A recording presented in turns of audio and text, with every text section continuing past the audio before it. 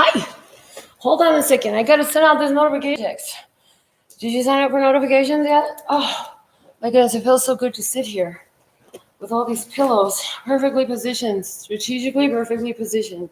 Love.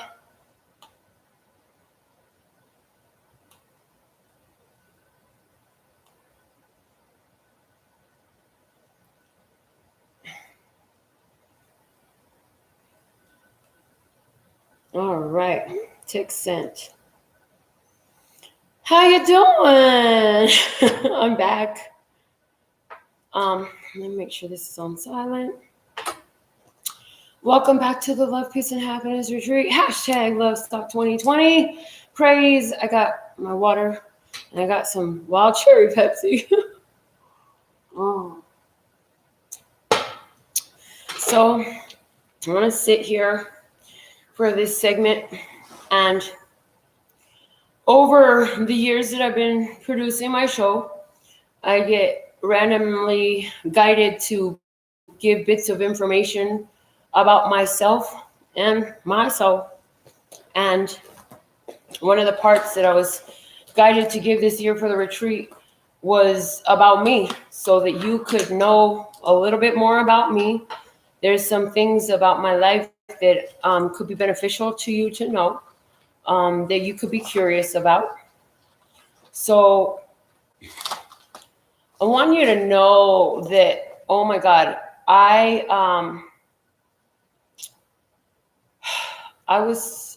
when I was younger, I had zero stage fright.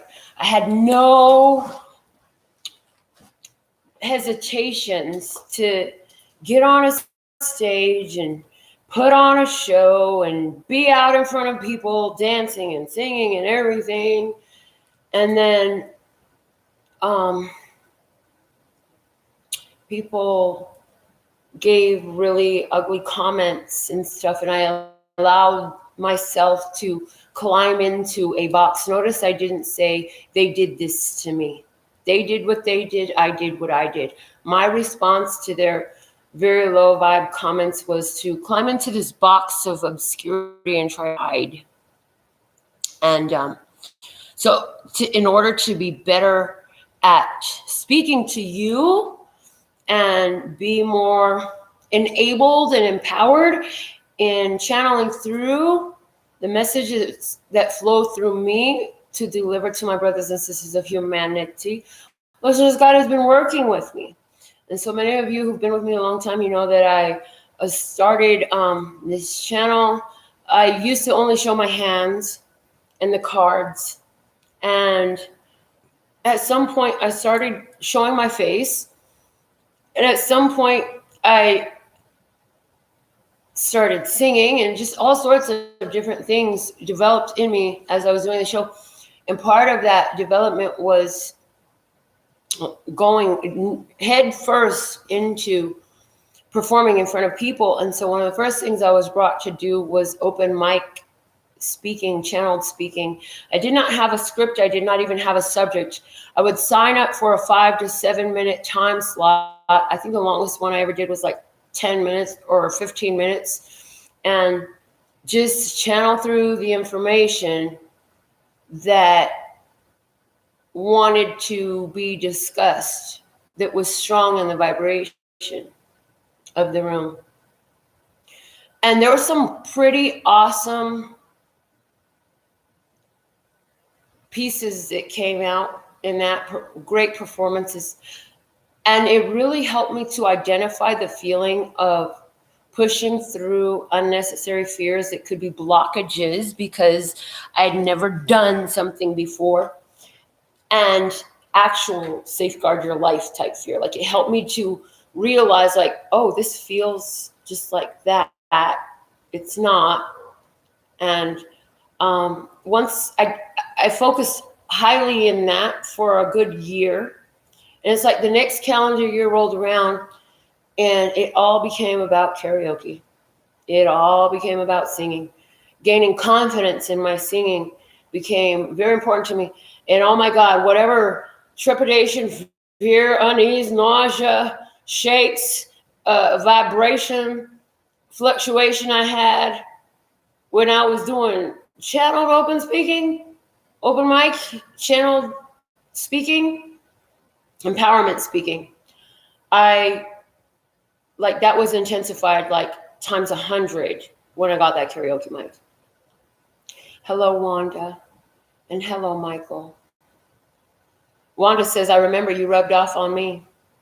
So I bring up these first because they were very valuable in developing my personality and bringing me back to who I originally was so that I could be bold enough, hey, Kat, to do this in this way for you. So just bold, outspoken, just with it, like, God, give me the message. I'm going to say it. I'm going to sing it. I'm going to do it. What we need to do today? How we going to play in this moment? So, I feel that I've benefited greatly from it.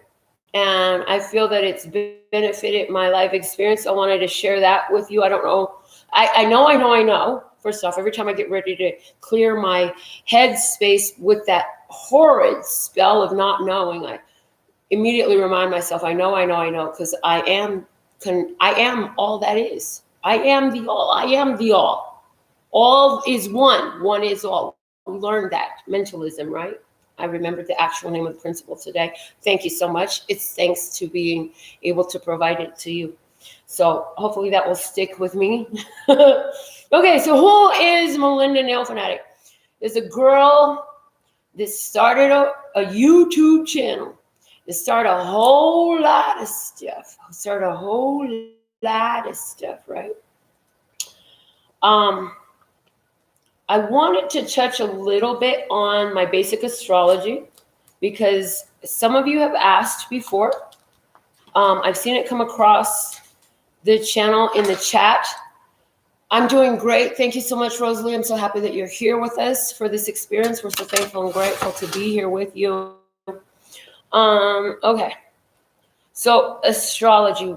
And please put up commentary. This is set to be a discussion. I do plan on speaking a lot, but I'm going to attempt and do my best to read everything that you put out in your comments, because this is set to be, at the retreat, we sit around and we talk. We get to know one another. So this is my opportunity to let you know me better. Okay. So I spoke about the stage fright and how I had to overcome it, and why God wants me to share this experience before I move on to my astrology. Maybe it'll come through, but so as a little kid, there's this beautiful restaurant. If you ever go to Denver, and if restaurants ever open up again, when restaurants ever open up again, thank you for the correction.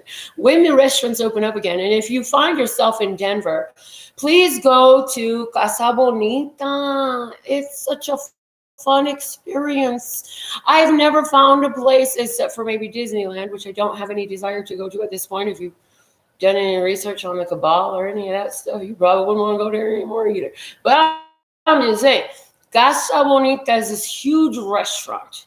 It must be, I'm hearing it must be 50,000 square feet, but it's huge. It's like takes up most of a shopping center, right?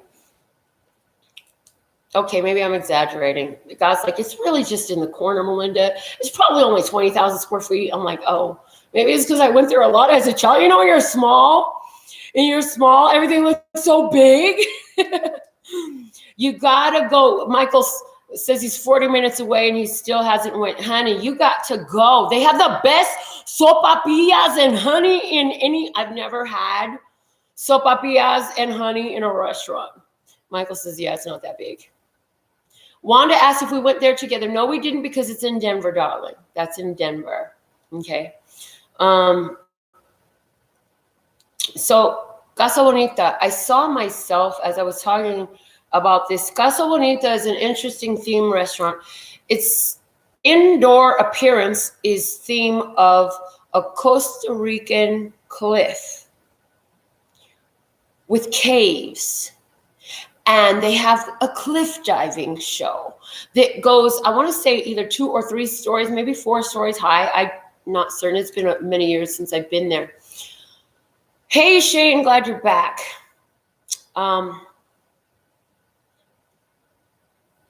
I'm glad that I bounced back from the criticism many moons ago too. Thank you so much. I'm so grateful for that. That's a beautiful comment. I appreciate that.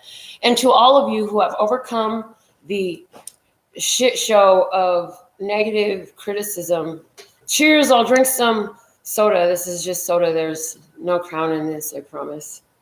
I got some wine in there. We might have some wine. We'll see. Oh, okay. Anyways, Casa Bonita, they have the cliff diving show. They got this really cool place where they have this haunted cave and you go in there and stuff lights up and the air blows at the back of your head and scares the crap out of you. And it's really tight and small. I mean, mostly for little kids, but all of us big kids, they got cowboys and they got bad cowboys, good cowboys, bad cowboys, good bad. And so what they would do during their cliff diver show, one of the shows they had, because they had actual like cliff divers dressed up like cliff divers, and they would just do these awesome high jumps into this pool. And you could see it because it was open for all the floors, right? And they had a show of cowboys, good cowboy, bad cowboy, and they would ask for a volunteer out of any of the children that were walking around. And so when I was talking about me and my stage fright and talking about how as a child I was excited about getting on the stage and being in front of the public, I had no problem. It was awesome. It was so fun, you know. I wasn't susceptible to the programming, the negative programming of the world around me as much as I became when I got older in my teens.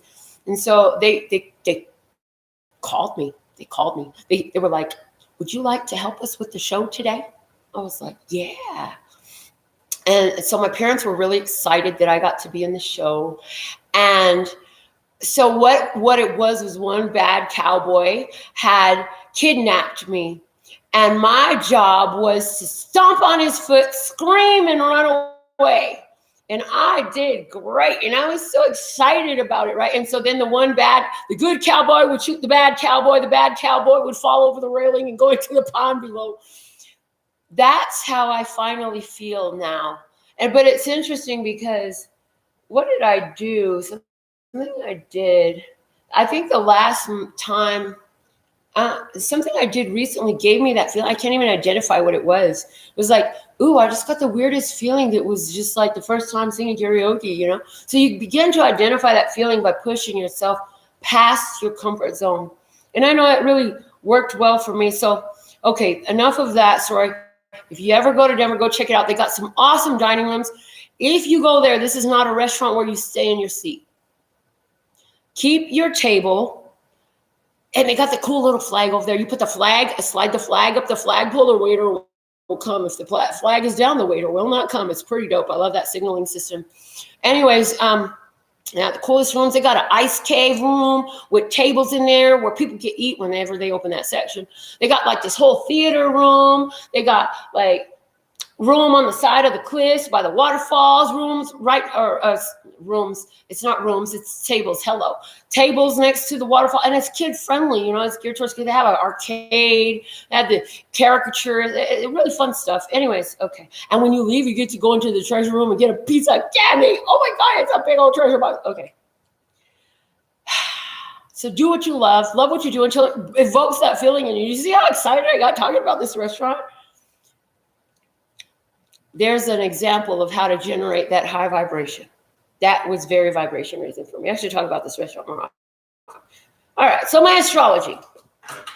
Guys, my astrology to me, before I get into my astrology, I got a book on astrology. I thought, oh, I'm going to learn about astrology. Yeah, it turns out I'm not so good on reading books and remember everything. I have a lot of books that I've read. I have a lot of books that I'm partially through, and I have a lot of books that I got and they just sit there. Even the Kybalion that we read earlier today sat there before I finally got into it. And when I got into it, I was like, oh my God, I can't believe I took so long to pick this book up, but it's perfect, right? So my birth chart, when I was looking in this book of astrology, I saw Oprah's birth chart, and the shape of my birth chart looks so much like the shape of Oprah's birth chart. But where hers is positioned to the bottom right quadrant, I want to say, of the circle of the astrological, of the ephemeris, Mine is like from the left to the right. It's really interesting. And I have my sun in Taurus, obviously. Today is my birthday. Fun fact, I was born on a new moon. And if you were born on a new moon, that means that both the sun and the moon were in the same sign. So when I was born, it was a Saturday, May 6th, 1978, in South Korea. And when I was born, it was a Saturday. Both the sun and the moon were in Taurus. I learned, thank you so much, Michael, for the birthday wishes, and Wanda and Kat. All of you have given me very beautiful happy birthdays. I'm so grateful. Okay, what are we saying now? Oh, when somebody's born on a new moon, and you can look up the moon phase on your birthday. It's something you just Google real quick. So I encourage you to do it. Fun information. Okay. It seems as though you have a proclivity to resonate more with your rising sign. Your ascending sign becomes very, very significant. Your sun sign, to my comprehension through the bit of research study I've done and what God has shown me, is the way you shine in the world. So what others can readily see about you, your outer expression. Our moon sign is the inner world, the emotional world. Okay. And when those are the same sign, because you were born on the new moon, it's kind of like what you see is what you get. A lot of times, and I mentioned lately in the readings, the representative. The representative is the persona you try to present yourself as, or that you naturally present yourself as before people get to know you intimately. When your sun sign and your moon sign are the same, you tend to be the same person when I meet you as I get to know you. You might reveal more of yourself. However, your reactions, your responses, your emotional responses match what you say. You tend to be a person who does exactly what you say you're going to do, assuming that you have some foundation to you, right? Okay.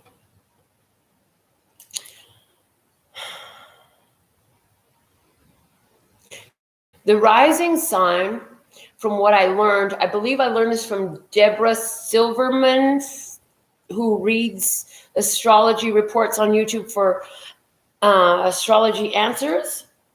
And she has some astrology videos that I watched at one point, and it made so much sense to me. See, your ascending sign, which is the same as the rising sign, is something you rise to the occasion of. So it's like these are qualities that as you mature want to be developed within you, that should resonate more with you.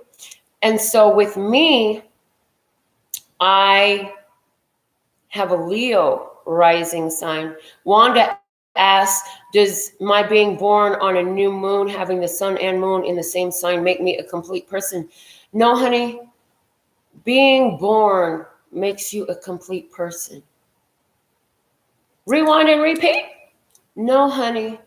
Being born makes you a complete person.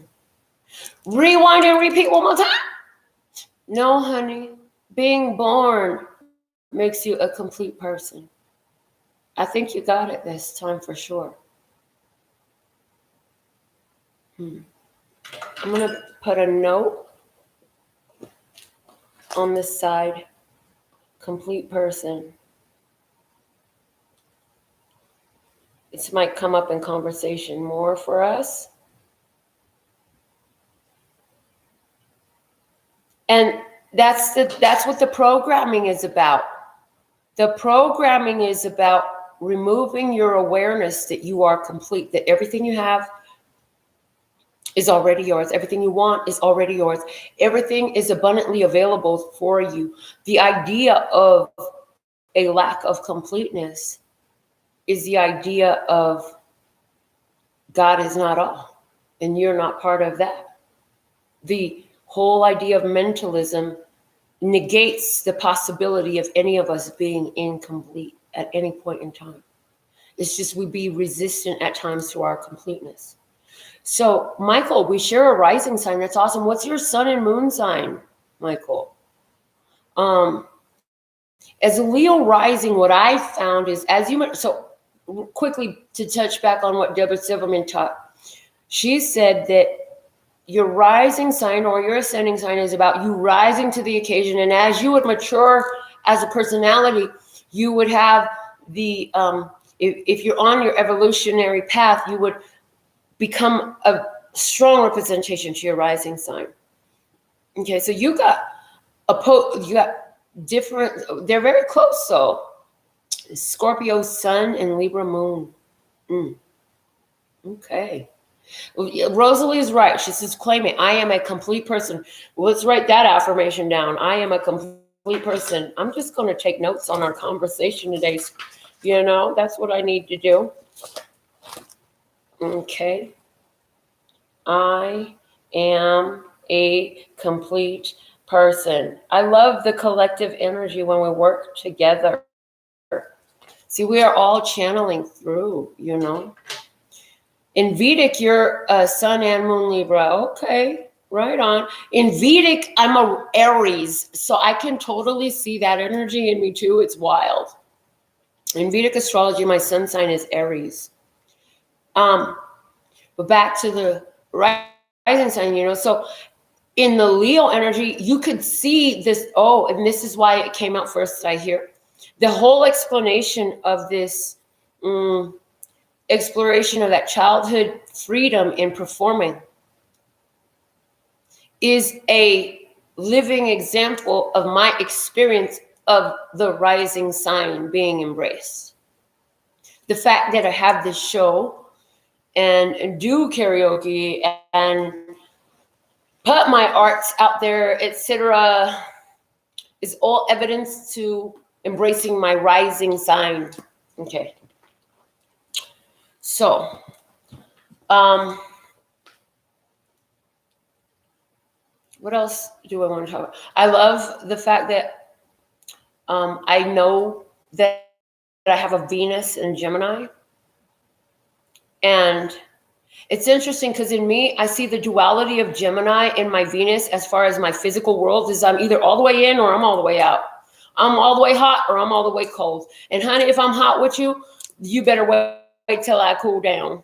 I'm just saying, it's like especially in relationships, I run really hot, I run really cold.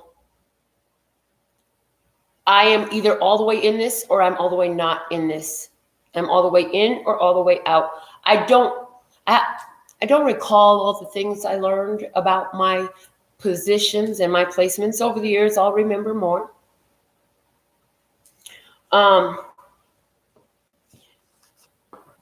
But I feel, I just heard lady in the streets, freak in the sheets energy with that as well. That's a lot of information. And God says, didn't we ask you if you okay with everywhere you go? Everybody who sees you knows your name and knows all about you. And you said you didn't have nothing to hide. I said, that's right. Me and God just had this whole downloaded conversation, telepathic conversation. This is what we do. It's just immediacy in that. Anyways. And it's like, yes, I know. I said it. Don't badger me. I just did it. I said it out loud. Okay. My North Node is in Libra. North Node in Libra. North Node in Libra is, the North Node is life purpose. The way I have received it and perceived it, given everything that I've taken in, is North Node is life purpose, goals for this cycle of life, this entire lifetime. Is Libra. Libra has a lot to do with relationships and partnerships and creating balance and trying to be and being the balance, being a peacemaker. So it's really interesting. And I'm being shown the law of polarity that we discussed, how the polar opposites can neutralize one another. And so I'm seeing that with the North Node in Libra, it's like part of my purpose and part of why I do this channel is because I have my North Node in Libra. And I'm getting the word humanitarian.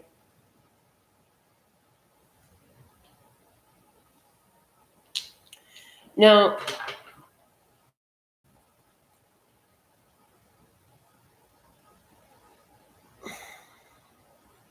what else do I want to talk about with this?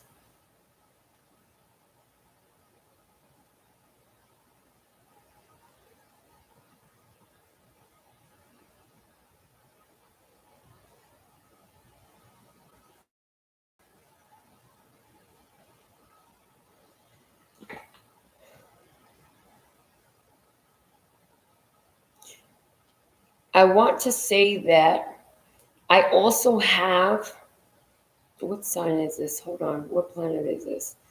Mars and Saturn both are in Leo. Mars and Saturn are both in Leo as well as my rising sign. Saturn is the taskmaster. Saturn is doing the work. Mars is action. It's confronting things. Wow. So through my rising, I would take a lot of action, do a lot of hard work. It would take a lot of work for me to get to that place of my rising. It's showing that it'd be a huge challenge for me, but one that's beneficial to make. Saturn, when you meet the challenges of Saturn, there are great rewards. Okay, so that is there.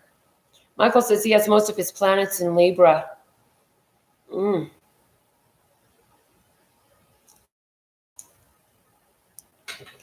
this is interesting. As I'm looking at the chart that I have for myself, we have the Uranus is in Taurus, right? We've already discussed that I'm a double Taurus. Well, actually a triple Taurus. I also have Chiron in Taurus. I'm sure that means something really big. Where's Katura when I need her? Katura, get on here and tell me. Anyways, and of course, I looked at the book that has all the explanations to my chart and left it in the bedroom at my home before I got to this home. And so what I wanted to say, Uranus, interesting because I've been watching certain readers and their Scorpio readings have really been resonating with me. And now I see why as I'm looking at my chart, because I don't have the entire thing memorized. If you do, wow, you're freaking amazing. Just saying. But I have it in my phone in favorites. Screenshot. Anyways, Uranus is in Scorpio. So when I watch the Scorpio reading, sometimes they're like highly resonant. Highly resonant because Uranus is in Taurus is what I'm hearing. Michael, you got Chiron in Taurus too? Wow. Wild. Chiron is the wounded healer. Yes, Wanda. Through Chiron, you get hurt.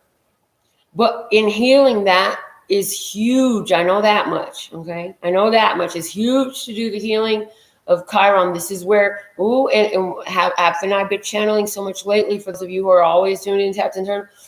The wound is the place where the light enters. And I'm hearing with ours being in Taurus is physical. It's like physical challenges, challenges in finance. So money mastery has been huge. The ability to draw money has been huge in my life. Family is huge in my life. Epic, and how many woundings have I had through family, right? And healings as well. As a matter of fact, the healing that I've done for myself come through the wounding. Dun, dun, dun, dun. We just said that. All right, so that's a little bit about my astrology. For those of you who have wondered, that's it. And let's see what else I want to talk about. I'm always blessed, safe, and protected no matter where I stand in my skin. If you haven't memorized that phrase, that's what I memorize because, whoa, it's epic. It's more important to me than memorizing my birth chart. I need to know that, like I know that, like I know that, like I own that because I am that, right? And let me tell you why. Because the fact that I'm alive is freaking amazing. The fact that I was ever even conceived is freaking amazing. I want to give you a little bit of background on why that's so. My mother survived a house fire that she was left in and charred up as a newborn baby.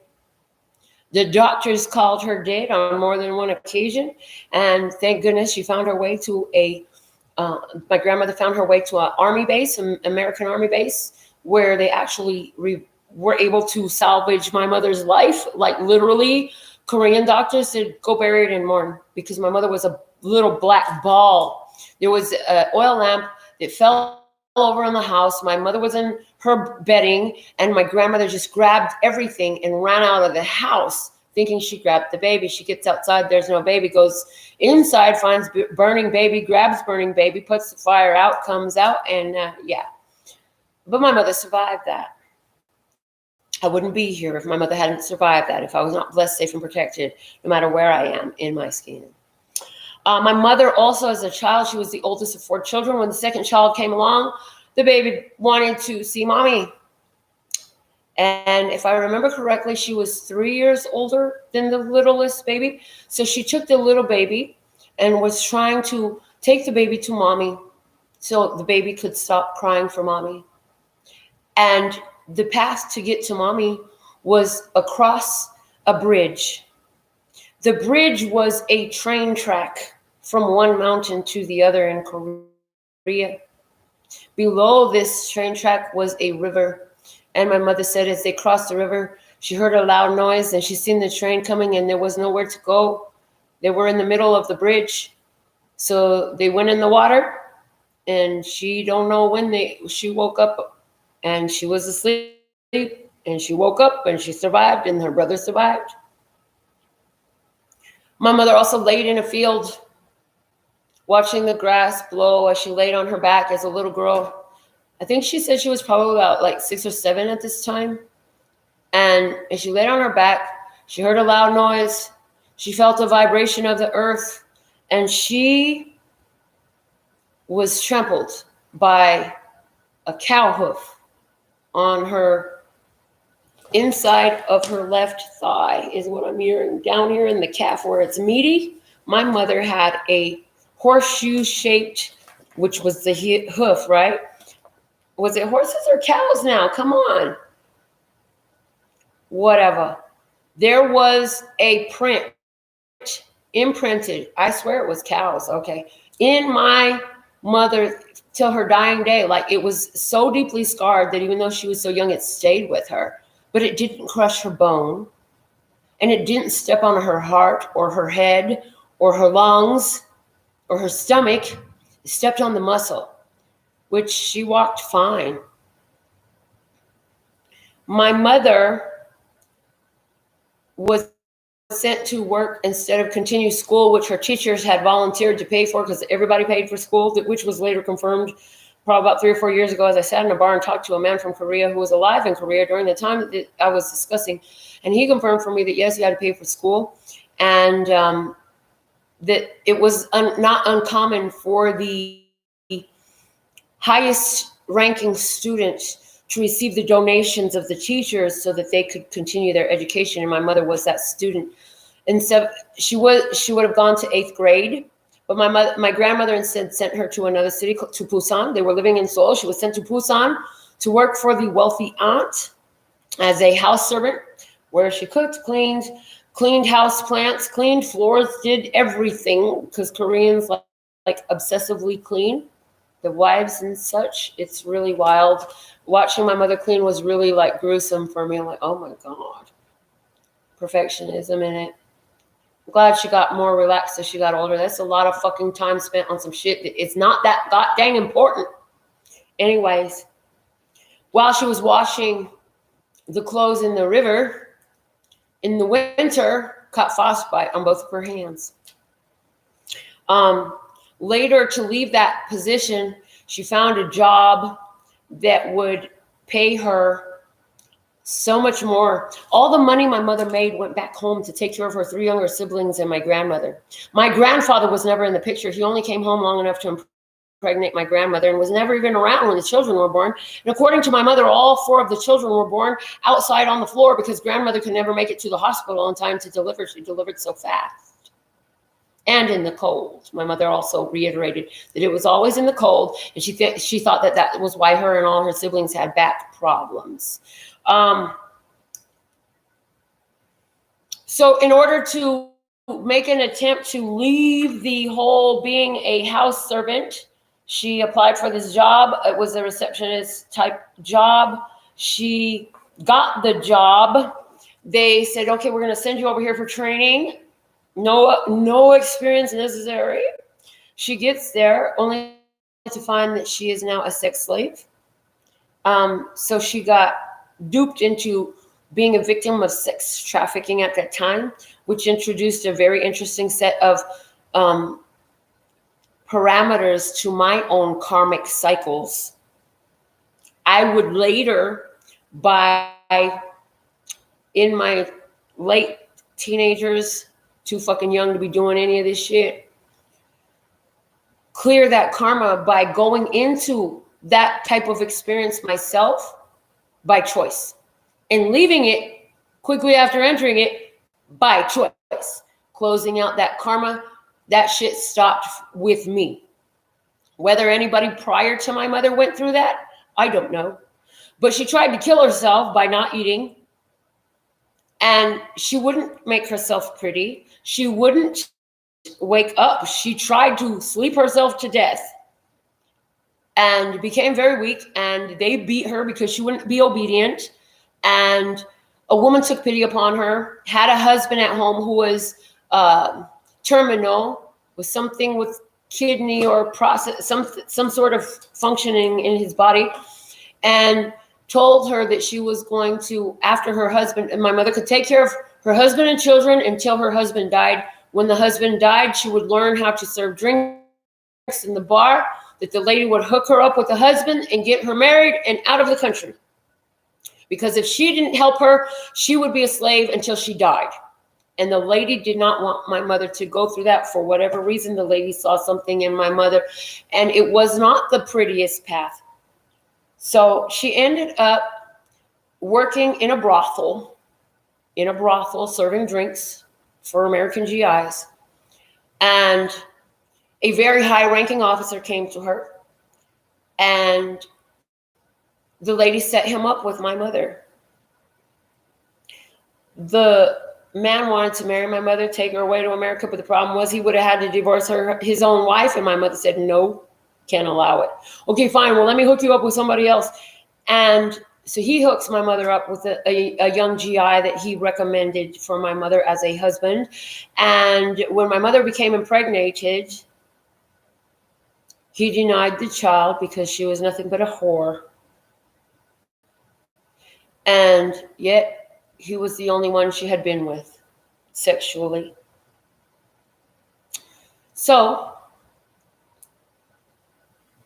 my mother did not know what to do about the child, did not want to keep the child. I have an older brother. Interesting fun fact about me that I find highly significant. I am the second child of both of my parents, but the first child of both of my parents as well. I'm their first child in between each other, and each of them have a child older than me. So I am both the first and the second child. I think that's pretty interesting.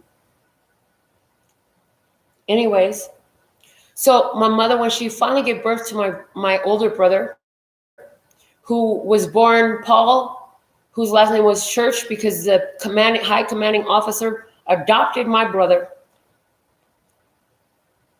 He was born, my mother said, with blonde hair and blue eyes, but he had a Korean face. I was like, what? That's cool. I got a blonde brother. I've known about this guy my whole life. Maybe God will bring him to me. I thought I found him at one point, but if I did, then he wasn't ready for it. Anyways, when she delivered my brother, childbirth was very difficult on my mother's body, and she just wanted to die. She knew she had nothing to give the child. She was a sex slave. She didn't even own her own freedom. What could she do with this child? So she immediately decided to give the child up for adoption, but she wouldn't eat. She fell into a coma. She said during her entire coma, just in case you didn't believe that people could hear when they're in a coma, like my mother can tell me or did tell me how the nurses would come into her room and they would talk to each other. Oh, wow, she's still alive. I thought for sure she'd be dead today. I can't believe she's still alive. I thought she'd have died days ago. And this went on, I think she said, for like 6 weeks, something like that. And that she was in a coma. But she could hear the nurses talking. They're like, oh my God, I'm so tired of being in here with her and doing this all the time. They should just pull the plug, blah, blah, blah. Like, she's not going to live. Like, people would say all this stuff in the room. She could overhear all this conversation. And she had a experience where Jesus came to her and gave her 2 pills and said, take one now and you'll save the other one for later. So she took 1 pill and she saved the other one for later, whatever that means. And she woke up out of the coma and she saw my brother one more time before she gave him away at 100 days old, which was Korean custom. The baby has to stay with the mother until 100 days old. And my brother is Paul Church.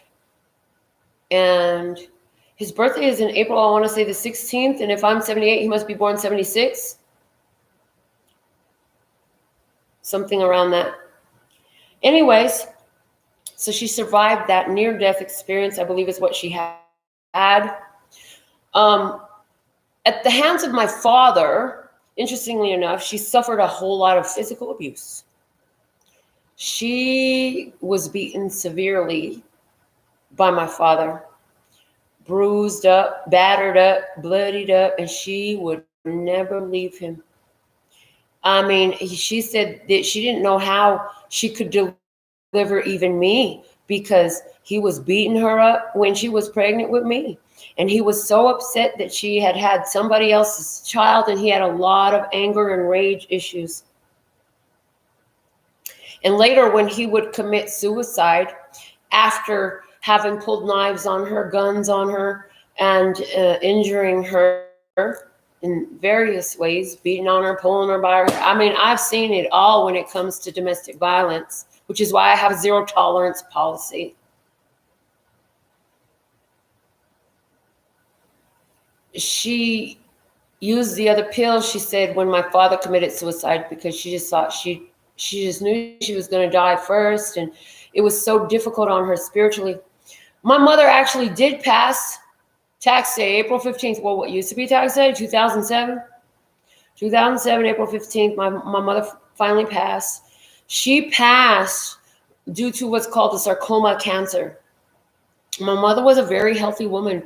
Korean people have a very healthy diet, especially those who really all they do is eat Korean food all the time. Man, you want to be on a healthy diet? Get you a Korean diet regimen. Like, just pretend you're Korean and only eat Korean food. You're talking lots of veggies, lots of fish, sushi sometimes, a lot of rice, stuff like that. So anyways, it's very healthy. Sarcoma cancer was unexplainable. Why did she get sarcoma cancer? What is sarcoma cancer? Sarcoma cancer is a cancer of the connective tissues, which means it does not go inside of an organ like usual. It's lung cancer, breast cancer, stuff like that, right? It affects, meaning it's contained in a specific organ. The connective tissues is all the fatties and all the ligaments and tendons that kind of holds everything together. It's the stuffing. That's what she had cancer of. And she called me from the hospital. She's like, I couldn't pee for 2 days. I couldn't pee. My stomach hurt so bad and I couldn't pee. I went to the hospital and they said that I have a tumor. She had a grapefruit-sized tumor sitting on the urethra from her bladder down the urinal tract. It was resting there. It was pinching off her urinal tract. She was at the point of her bladder about to freaking explode in her body, and her whole body would have become toxic. Either way, that thing was so grotesque. I'm telling you, I found out, I want to say I found out about it on a Wednesday or a Tuesday. Friday after work, the only, like one of the best things my ex-husband, he did two great things for me. One of them, he let me know that day my father got in the car and committed suicide. He said, you know, your daddy was going to kill you too. Whoa, major awakening. Oh my God, change of perspective. That was a death card moment for me. I changed from that moment onward. My whole, everything changed. My energy lifted. It was amazing that have that overstanding. Then when he knew what was going on with my mother. My sister hadn't gone to visit her. The only person that was staying with my mother at the hospital was a coworker. My sister was in the same fucking city. She was in North Glen, and my mother was in Aurora. That's a 40-minute drive max, you know, on bad traffic, maybe an hour. I doubt it though. Anyways, she did not even go see my mother. Friday, as soon as we clocked out of work, at the time my ex-husband and I were working the same company. So we clocked in and out together. When we clocked out of work, he said, so you want to drive to Denver? I'm like, hell yeah. Hopped in the car, drove 12 hours to Denver, saw my mother. By the time I got there, this tumor no longer contained inside of her pelvic area. It had grown 4 inches hanging out of her vagina, people. What the fuck?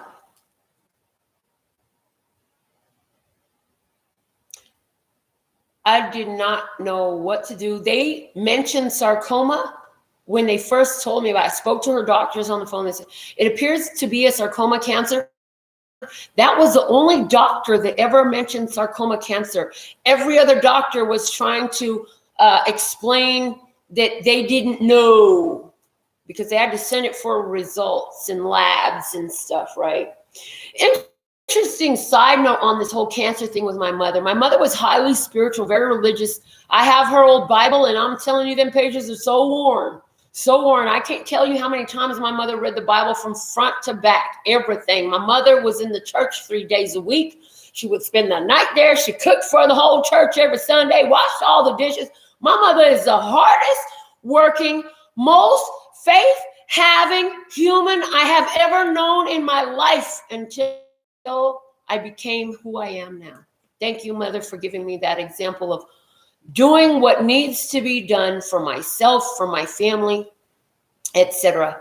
Anyhow, in her church, she was a very highly respected woman. As a matter of fact, there were probably only 3 grandmothers in the church who had been in the church as long as my mother. Everyone else in the church was brand new. My mother went to the same church before it was where it was since I was 1 year old until she came down with this thing. In that church, they wanted to make her a deacon. And in the Bible she had read, the Bible says, do not let a woman teach in the church and all the stuff. And she was so conflicted because from her religion, she was taught to really stick to that. Letter for letter, word for word, from cover to cover. But there were aspects that she just didn't. Anyways, just continuing forward, because that's a whole rabbit hole. Anyhow, because they wanted to make her a deacon, and they did it without her permission, she believes that that's why she believed, she expressed to me verbally, that she believed that's why she got sarcoma cancer. What I know is that could very possibly be true because her vibration became toxic. She believed herself to be a sinner. She believed herself to have committed such a horrible sin in God's eyes, and that was devastating to her. This cancer came over her, and in 3 months, my mother was dead.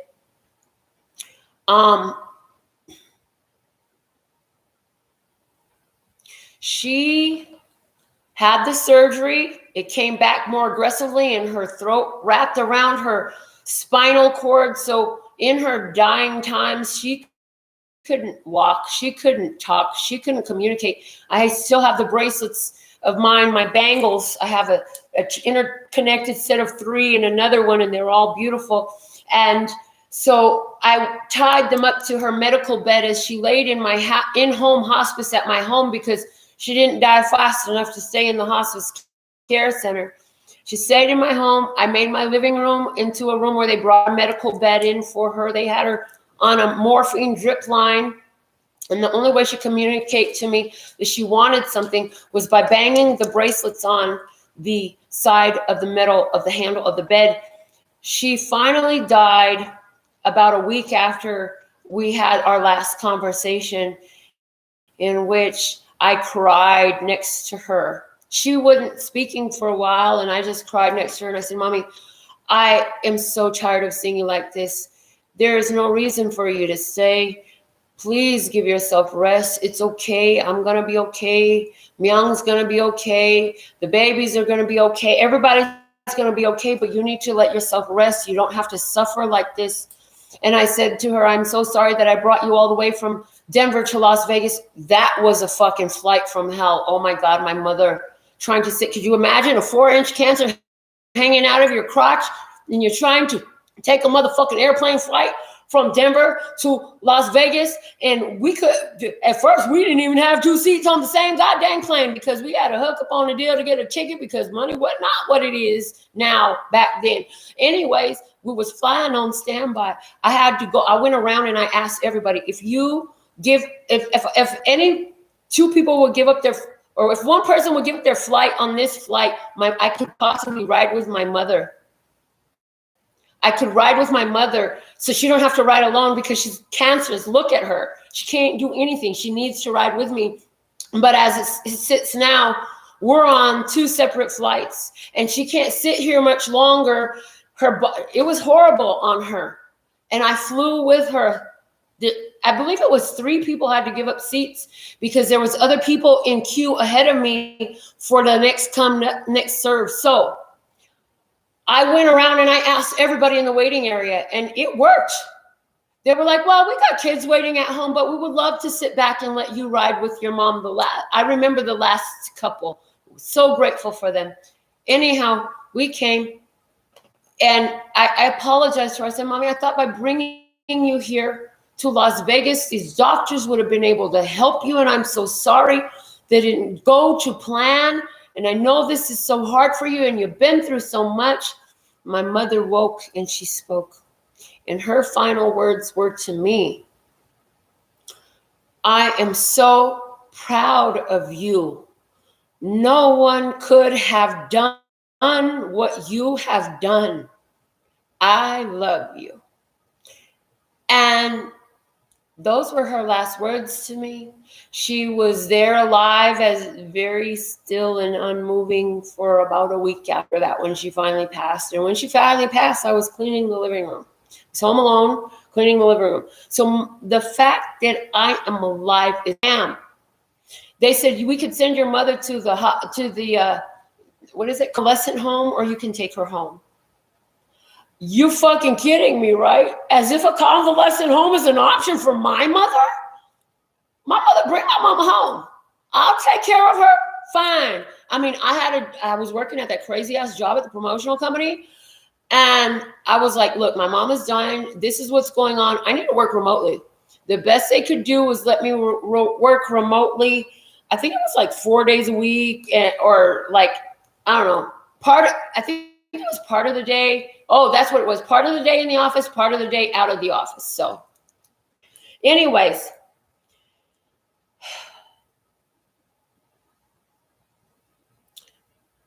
you guys have heard a lot about my father. You didn't hear a lot about my mother over the years in this channel. So today was touch on my father.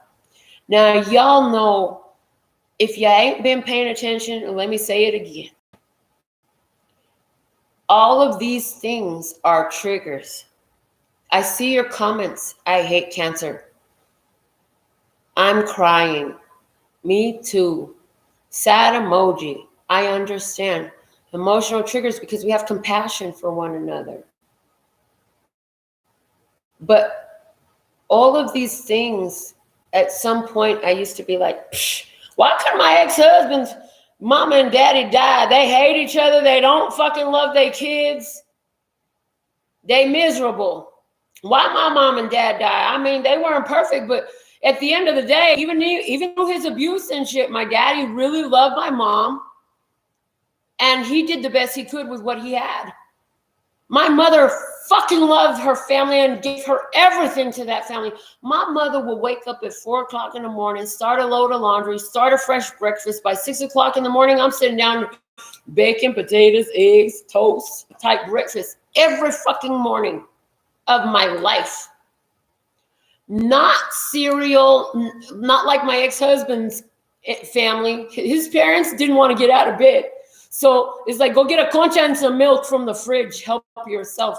They were used to waking up to fucking a piece of bread in the morning. I'm like, how do you do that? If I don't eat like a hearty breakfast, my stomach hurts. I need to eat. It feels like my stomach is twitching.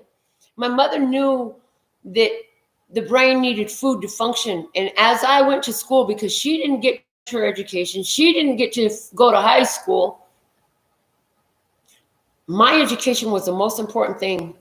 She said, all I want from you is your high school diploma, Melinda. She got it. I gave her a high school diploma. But she made sure that I had a hot meal so I could have the energy, the strength, the attention to study and learn. Shit, we had chores to do. Mine was to do the dishes. Half the time my mother would do my chores too. My mother, by the time I got off to school, my mother had one load in the wash, one load in the dry, or one load in the dry and one load folding. You know what I'm saying? A whole breakfast done, kitchen clean, back up. And then she would go off to work. My mother had 2 jobs during my whole childhood until my father died. My mother worked 2 jobs. You know, she worked very hard, and she worked pressing clothes. So she had a full-time Monday through Friday job pressing clothes here. Then she would go a couple nights to another dry cleaners and press clothes there. My mother was like a phenomenon in the dry cleaner industry in Denver, Aurora, all that, Denver Metro, amongst the Korean people, because she just had so much skill and perfection with it. Oh, man, we were not rich at all, but let me tell you something. You couldn't tell from my crease, baby. And I like heavy starch. I like heavy starch. Mama, I want them creased down the center of my pants. My mother would take my fucking blue jeans that we bought from the goddamn Goodwill. You heard? Blue jeans from the Goodwill. She would take them to the dry cleaners and press them for me with heavy starch. Any shirt I wore was pressed. It was dry clean. All my nice stuff was dry clean. My mother took my dry cleaning to work with her. So even in extreme poverty, I was born into wealth, because that's a wealth lifestyle to have all your clothes pressed, you know. And it's amazing how a mother who loves her children will do any and everything for those children. But that woman has to know love. Some of you out there, I learned, it wasn't until I was about 29, 30 years old that I met somebody and had a conversation about how messed up a mother could be. And I had finally an epiphany. Oh shit, everybody's life wasn't like mine. I met a girl whose mother robbed her blind multiple times. I met a girl who had no drug addicts in her family. I met a girl who had never been hit by her parents in her life. When she got in trouble, she sat down and she got talked to. Shit, I didn't get talked to. Well, I got talked to for like an hour to 3 hours after I got an ass whooping from hell with the belt or an electrical cord or a shoe or hands or fists or whatever the fuck my dad could get his hands on. I got my ass beat. Then I would get a lecture. Ooh, and I hear that's because daddy was a Sagittarius. I'm like, really? Oh, that explains a lot. The Sagittarius energy, if it's not balanced, can be hot-headed like a mofo is what I'm getting. Oh, Lord, this conversation is good. How you feeling? How you feeling? I love it. Michael says, now I'm laughing and crying. I love it. My mom was rich in love. I agree. If you have a mama who knows love, cheers, you're blessed. If your mother taught you that she loves you, and she ever put her arms around you and said, I'm proud of you, baby. And she said, you can do it. And she said, I'll always love you. And she said, you're beautiful. And she said, you are talented. And she said, you are blessed. And she said, you are safe. And she said, you are protected. Cheers. Praise to all the mothers who I will never meet, who do this for their children. I am so thankful and grateful, Elizabeth, God, for these mothers' praise. And I hear, because these mothers not only do it for their own children, they do it for everybody they bump into. Praise. Wow. So who is Melinda NailFanatic? Who am I? Why am I going by Melinda NailFanatic? One of my youngest memories is learning to polish my nails ambidextrously in my closet with the light on, with the deep purple Wet n Wild polish, midnight purple wet and wild polish that I stole from my aunt who lived next door to us in the duplex that my father and mother owned. Later, when I was about 5. Yeah. And I always loved polishing my nails. I got in trouble when I was a kid for stealing. My mom was working at the dry cleaners.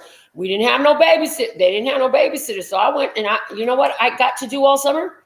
Sit in my mother's car, run through the dry cleaners, and play in the parking lot of a shopping center for summer.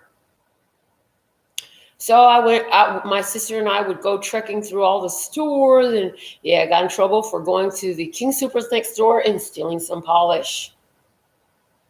My mother at some point bought me the little Tinkerbell polishes, the non-toxic ones that you can peel off. Yeah, but that was fun. They would run out really quickly, and I needed real polish. Yeah. I got in so much trouble. My mother took me back to the store, made me tell them that I had stole it, and let me know that I could get arrested, that the police could come get me. Oh, my mother put the fear of God into me about the damn polish.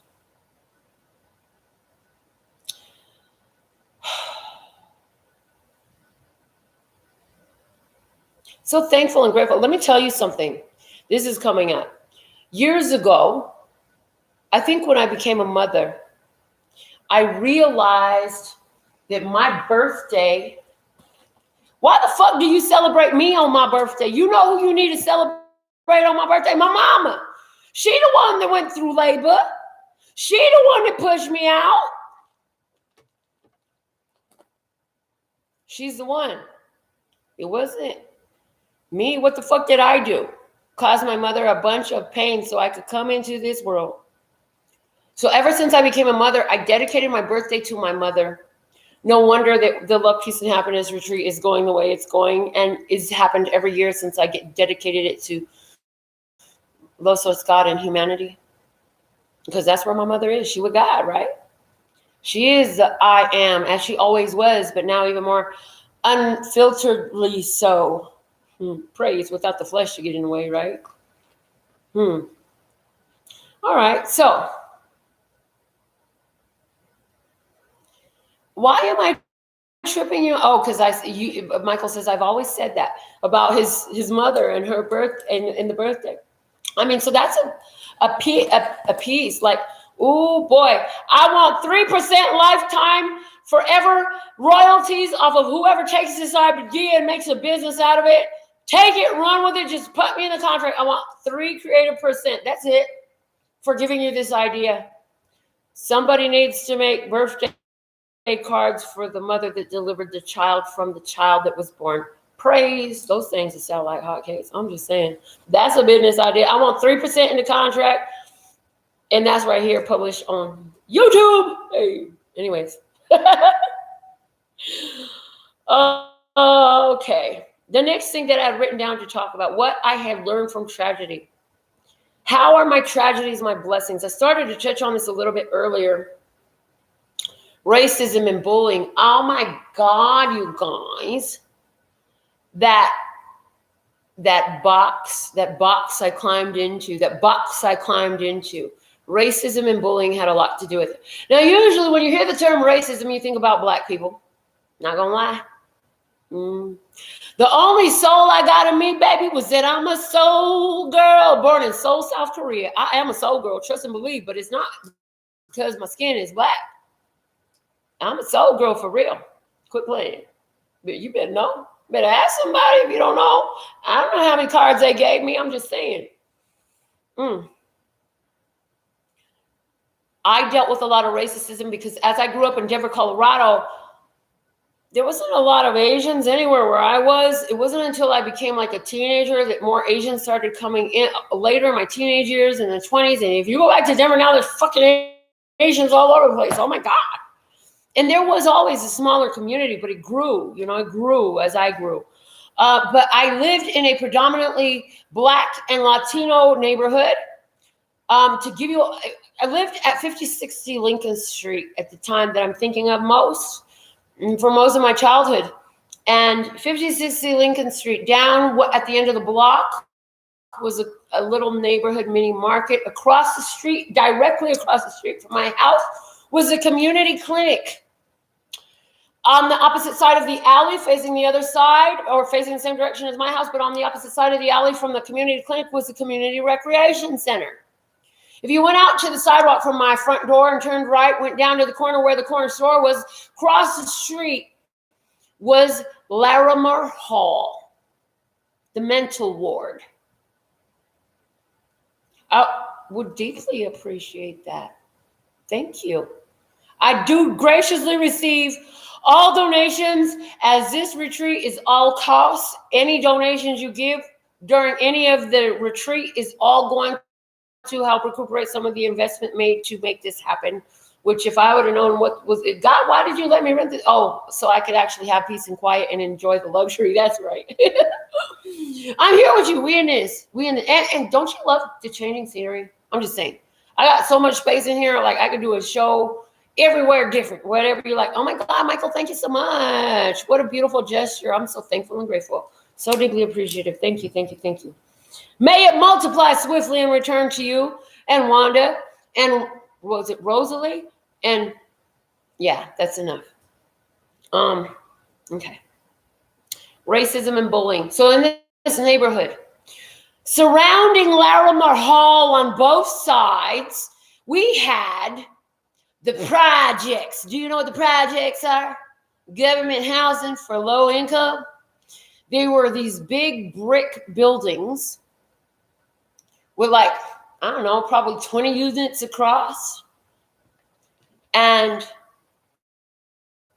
it was an impoverished neighborhood, We had a sanatorium in the neighborhood, people. State mental hospital at the corner. I'm just saying, this is where we grew up. The neighborhood was predominantly white, Black, and Latino. There was whites there. There were whites. Everybody was ultra low income. Yeah. And they shipped all of us kids, of which I'm the only freaking Asian. I'm the only Asian. One Asian. Just one. That reminds me of Angela Johnson's beautiful nail skit. She's like, beautiful nail, just one. Beautiful Asian, just one. So when you're the only beautiful one, you become the ugly one, or at least that's what they try to convince you. They took us and bused us 30 minutes across town off of Yale and Sheridan, I want to say, to Henry Middle School, and then it would be John F. Kennedy High School from Globeville. From Globeville, where I lived at 5060 Lincoln Street, they bused us over there. That neighborhood was predominantly white, upper middle class, not upper class, but upper middle class. Very similar to the neighborhood where I'm in right now. Very nice, higher end neighborhood, right?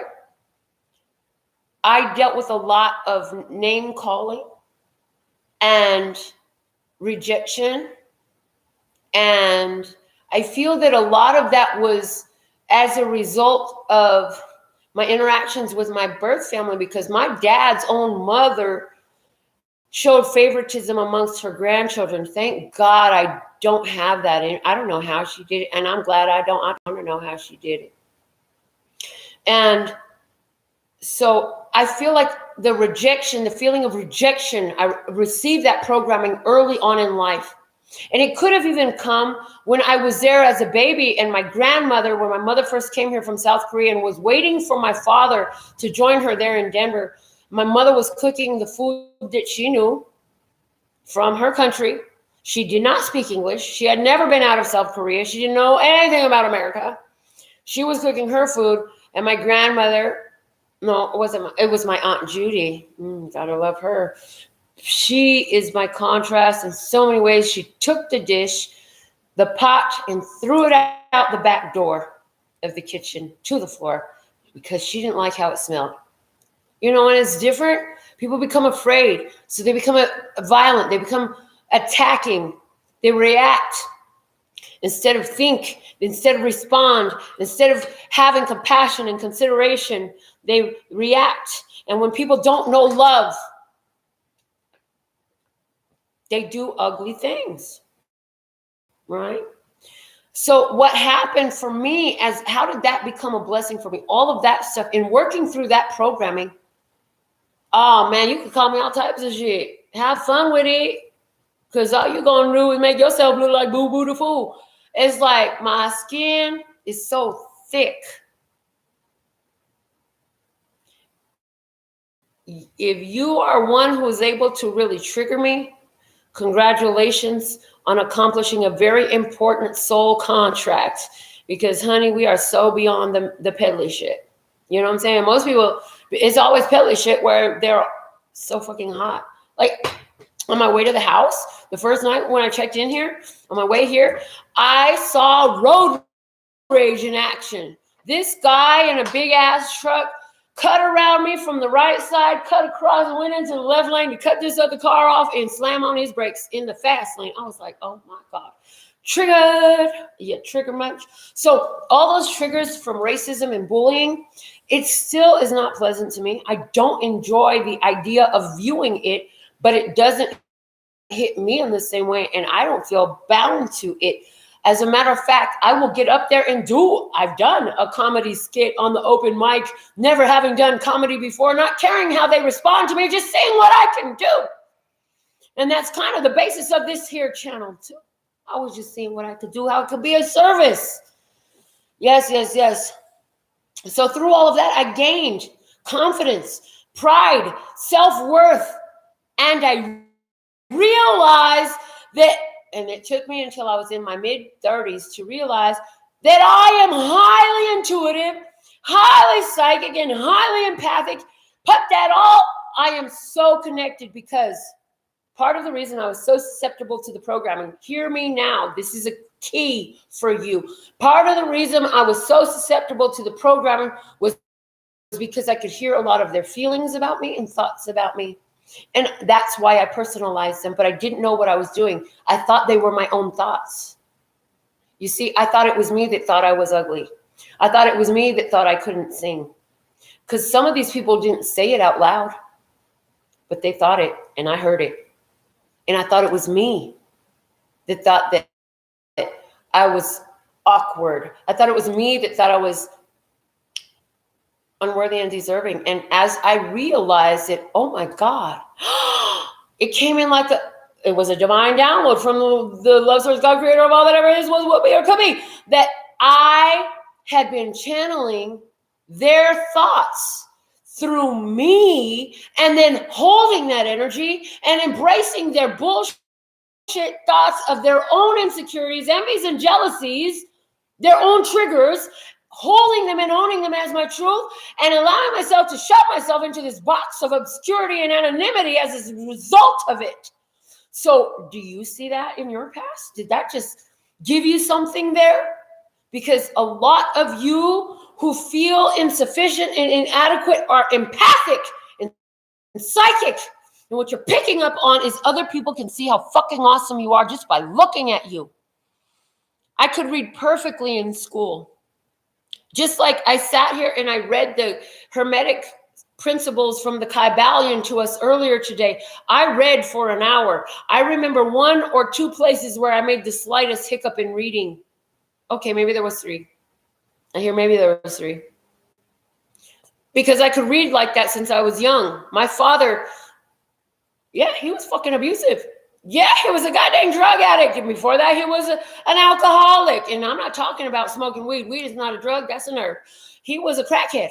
My father smoked crack. He was abusive. He had rage. He was probably bipolar. We don't know. All I know is, even though he sat with me, he taught me things. And he would make me study my vocabulary. Thanks, Father. Thank you, Daddy. Because of you making me study my vocabulary the way you did, I know how to gather and retain information better when it behooves me and when I feel the gumption to do so. I have a wider vocabulary than some people that I've met in my adult life who are even older than me, because you made me sit down and study and learn new words, and you made sure that I got a fucking ace on every spelling test I ever took in my educational life in school. Yes. And this is why I take notes and I write definitions and such. So how did I benefit? I learned that I was psychic. I could hear their thoughts. I learned, and this is stuff that is revealed over and over and over again to you until you get it. You won't get it until you're in the place of ready to be receiving it. Yes? Okay.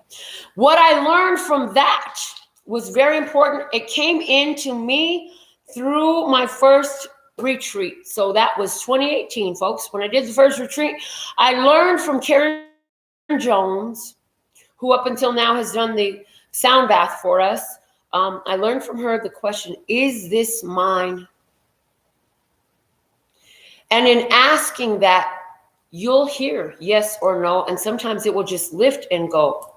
So now, as a consciously spiritual being, when I sense energy, like at the breakout of COVID, I had the strongest feeling come over me. I got to go get all my money out of the bank. I was fucking freaking out. And then I said, hold on. Oh, this doesn't feel like it's mine. Is this mine? And God was like, no, this is not yours. We already told you we got you front, back, side to side, up, down, and all around. Just chill. Everything you need going to be there. Leave your money in the bank. You're going to need it in the bank. All you're going to do is go take it back to the bank if you take it out. You know? Is this mine? And if you, on that random and rare occasion, because most of the times, even if it is feels like you can't identify where it comes from, a lot of times you'll still get a no, because it's a link to karmic ancestry. Like I talked about the prostitution, or not even prostitution, sex trafficking. It was sex trafficking, people, sex trafficking that my mother went through, and how that stuff played through in a repetitive cycle in my experience. Sometimes the stuff that you're carrying is from previous generations that's been handed down to you so you could do something with it. And you know what? The best way to squelch all that shit, to squash it, to disempower it, to disseminate it, to uncreate and destroy it, is to realize that it's not even yours. Let that energy go and let it flow. That question is so powerful and so profound, and I use it all the time now.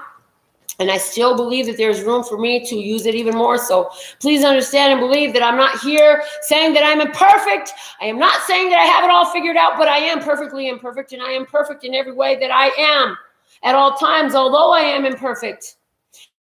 And what I don't know is perfect. And what I know is perfect. And what I will learn is perfect. And my 10 right now is perfect. And the 10 that I'll be when that increases in receptivity will be perfect. And when that happens is perfect. Praise. Hopefully you understand that talk.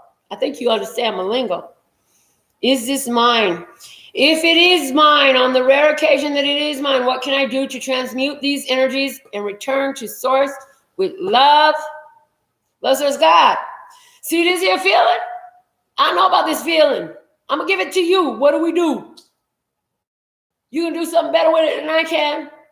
Thank you, thank you, thank you. I love you, I love you, I love you. Here you go, love source. I'm going to leave it with you. I'm not going to go pick it up. I'm not going to go pick it up. I'm going to leave it in your workshop and let you work with it. Wow. And we spoke about the law of correspondence, as above, so below, saying, hey, if you as above, so below, by doing that, it must have an effect in your physical life. And anytime you clear these types of karmic energies, as I learned through my experience and have learned, and many have written about and channeled about, and so many different teachers teach about, you know, this has a profound effect in your physical world. You can begin to see your physical world change by these types of decisions. So Interesting story I wanted to tell you about faith. Had a conversation with my mother over dinner at Viva Zapata's Mexican restaurant here in Las Vegas while she was lively and healthy. As a matter of fact, at that time, I called my mama. We had refinanced our house. Mama, I'm going to fly you to Vegas. When can you come? I want you to stay for a week, and I'm about to spoil you. He was like, well, I'll come here. Okay, cool. We set the date. I bought her a ticket. She came. From the day she touched down to the day she left, I spoiled the hell out of her because we had cashed out our money from the house. Got like a loan. Mortgage went up like $50. We got all this cash now, right? So I took my mother, and I must have spent a good $10,000 on her, and she was like, what? I mean, I took her to the good feet store. I know my mother had a problem with her feet.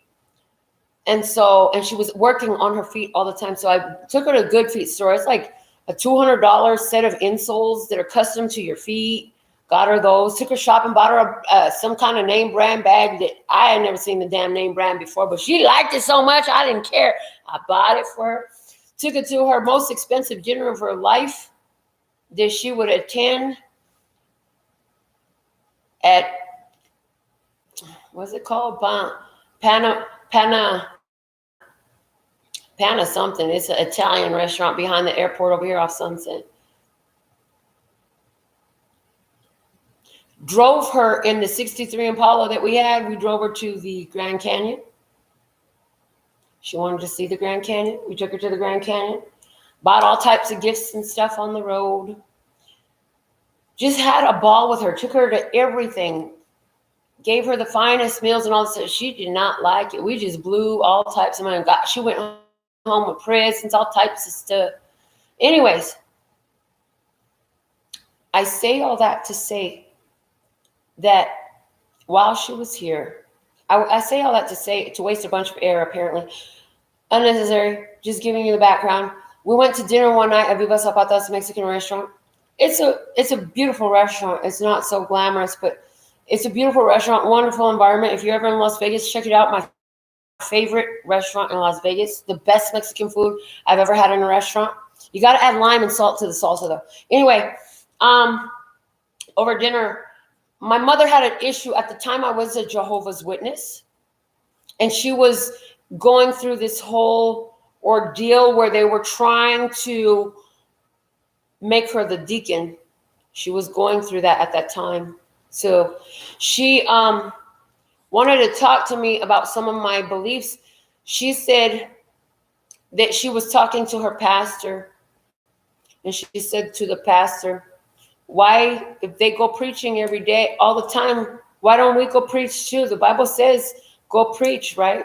So she talked about that, and then she talked about heaven and hell, because Jehovah's Witnesses believe paradise is on earth. There is no such thing as heaven and hell. Or how did it? There is heaven, but not, there's a heaven, but not all humans go there.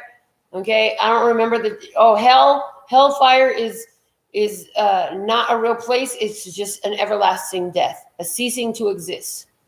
That's what Jehovah's Witnesses teach. My mother was Korean Presbyterian, which is a very prominent in Korea Christianity form, believing in the Trinity and the Apostles' Creed and such. And so she believed that everybody on earth would be raptured up to heaven. Everyone on earth would be raptured up to heaven. So we're having a biblical conversation over dinner, which ends up with us all having to agree to leave the conversation where it is. We have to agree to disagree. And you know what my mother said about afterlife?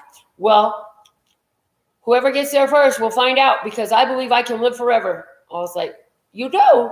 She was like, yeah. I said, I believe you could live forever. She says, yeah, the Bible says if you have faith the size of a mustard seed, you can live forever, or you can move a mountain. And I believe if I have faith the size of a mustard seed, I can live forever. Well, she was right, because she is living forever. There's no such thing as death. It's not that there's no such thing as hell. There's no such thing as death. It's just a transformation from one existence to another existence. It happens. I hear it happens immediately. So I'll let you know when I get there. So listen for me to be channeling through ghostly energy, talking to you when I finally do pass. But you're going to have to live a long fucking life, because I'm going to be around for a long time. I'm just saying. So we had this whole conversation. She said, well, whoever gets there first, we'll find out, and I'll let the other one know. I'm like, okay. So after my mother passes, right, I've moved from the home. I've been divorced by then. I'm in a couple of places later of where I've lived, right? So I don't know how many years ago it was. I'm cleaning my living room, vacuuming. I stop the vacuum. My mom comes through. This is the second time I channel my mom. And you know, she, within a drop of a fraction of a second, I was given the download where I was taken back to the restaurant, recalled the entire conversation instantaneously.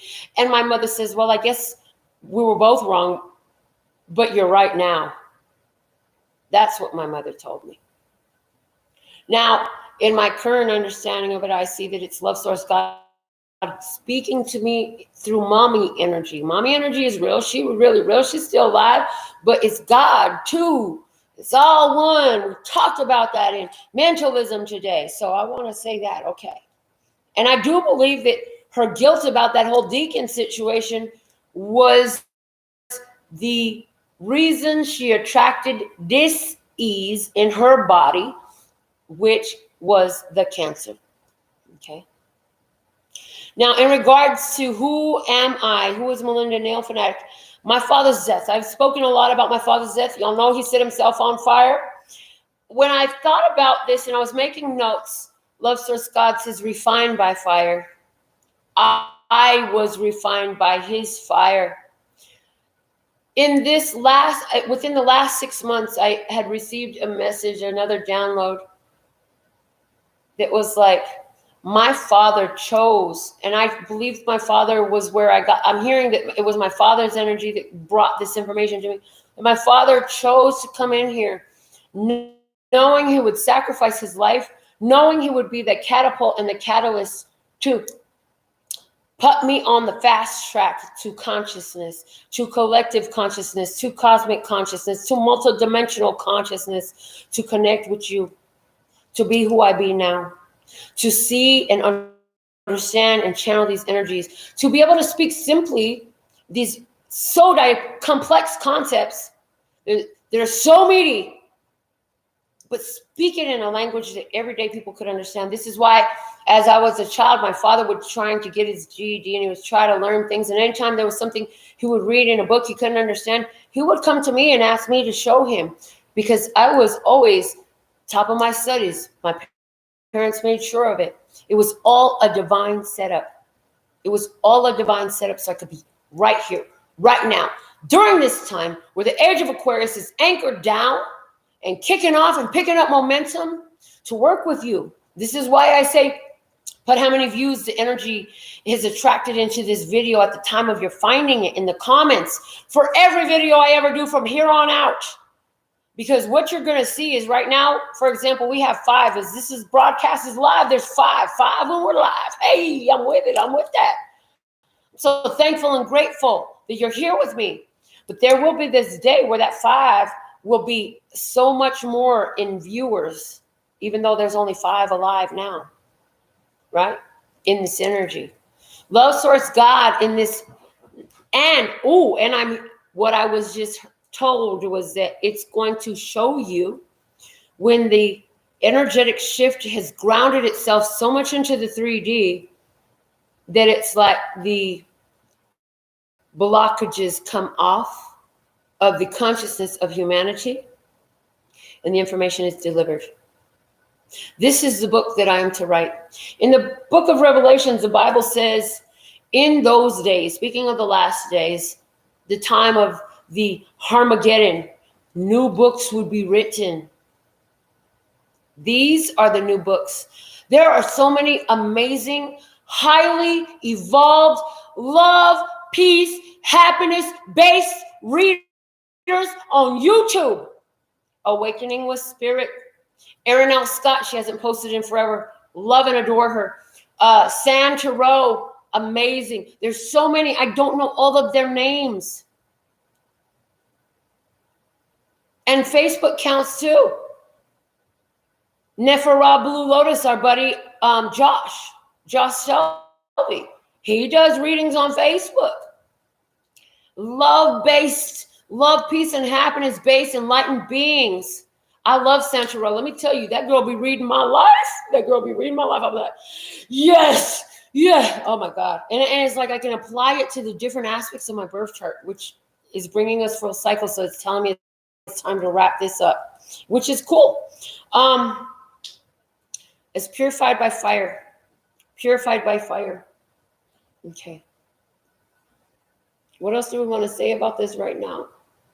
He chose to come. The other thing we want to say that I learned from my father and his death is hurt people, hurt people. Hurt people, hurt people. We know this. We've heard this over and over again. And you know what? Love people, love people. Heal people, heal people. Hey. As healers, as we heal ourselves, we heal the others. All those who have soul connections, soul family attachments, that energy is healing inside of them too. It's inevitable that it must seep through the subconscious into the conscious at some point as the energy increases. Inevitable.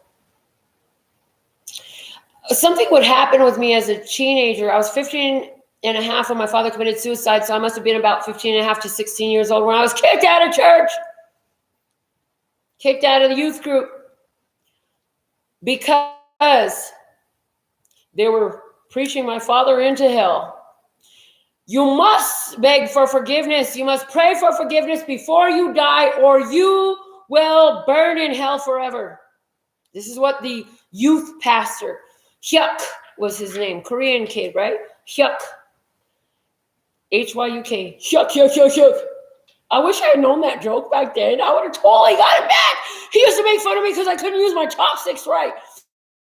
Bullying, racism, because I wasn't 100% Korean, which is why my mother didn't raise me in South Korea. She's like, if I would have raised you there, so much would have been off limits to you because people are so racist. If you're not Korean, they ain't messing with you. I'm like, oh, basically was what she said. Anyways, Hyuk gave this part for the youth group, and that was his lesson.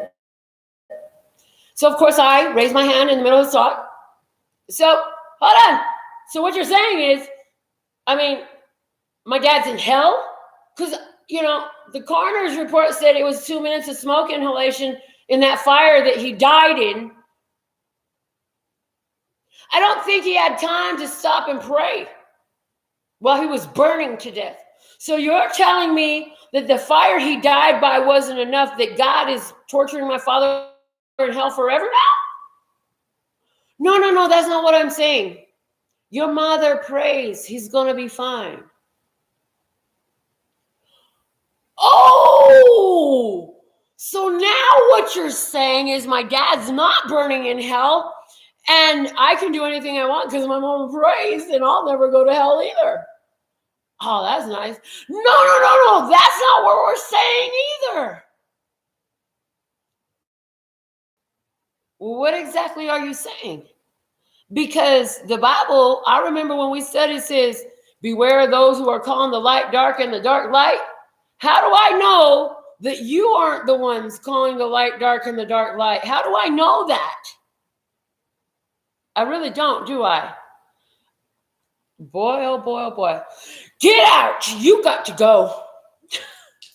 I got kicked out of youth group. But you know what? I had said a prayer. I had said a prayer for wisdom to Lucifer's God. At that time, I called him God. I said, God, I want to be really extra smart. I want to be smarter than King Solomon when they gave that speech about Solomon. And what I didn't know was I already was, in some ways, channeling. And it's not about being smarter than anyone. It was about learning to be more in tune with that spiritual ear. As a matter of fact, I was so in tune with the spiritual ear that now from where I sit, looking back at the memories, as God has unlocked memories from 12 and 13 years old that I didn't even know, from 3 and 4 and 5 years old where I didn't know what I knew. And I realized that my connection to God, my spiritual ear has always come in loud and clear. Of course I do what I do right here. I just didn't know what I was and what I was doing, and I didn't know how to be in tune with it, in alignment with it. As a matter of fact, the same church and my mother and all the religions taught me to fear the ability that I now embrace so much, because this is God in touch with me personally, effectively, in my everyday life. Praise. And you know what? Isn't that the truth though? Because Jesus said, this is the new commandment. He said this, I believe it was the book of Matthew. I brought my Bible, but I don't have it right here. That's what I was looking around for earlier, because I got a scripture written down here. I still have my old Jehovah's Witness Bible. Their scriptures still work. I'm just saying. Anyways, there's a scripture in there which I would love to look up for you, but I don't have it next to me, so it must not need to be read out loud on the channel for whatever reason. Maybe it'll trigger somebody. Praise. Go work. Go to the work. Go to the work. Get the mastery. I'm just saying. This is the new commandment, that you should love one another as I have loved you. You should also love one another. That's what God said. That's what God said through Jesus' mouth. That's what Jesus channeled. Did he not say new commandment? Did he add any extra shit to it? No, honey, he did not. He left it there with a period. What is a period? This is what it must be. He didn't say question. He said, this is what it must be. Put a period on it.